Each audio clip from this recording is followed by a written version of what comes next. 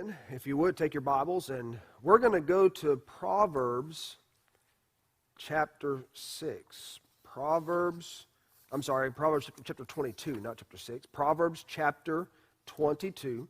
And normally we would go back over to Deuteronomy, and we would start off in those main verses, but we've read that a couple of times now, and this evening we're going to jump kind of right on in where we had left off the other evening, and that is in this area of dealing with the giant of parenting.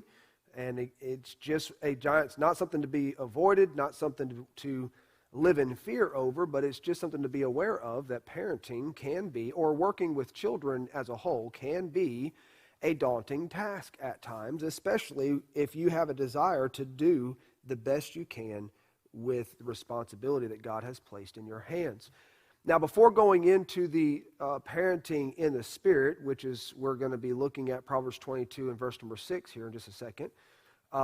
Very familiar verse. But before going there, there is one thing I wanted to add to. If you've been taking notes and you have those notes, we ended off last Wednesday in dealing with evidences of parenting in the flesh. How do you know if you...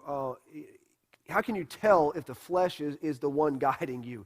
I gave you 5, and there's actually a 6th one that I do want to add in there, not to throw in extra, but there's one that I could not, I did not have on my notes, but then for days now, this thought just keeps rolling through my head because it fits the very things we were talking about, and it's something we need to be aware of.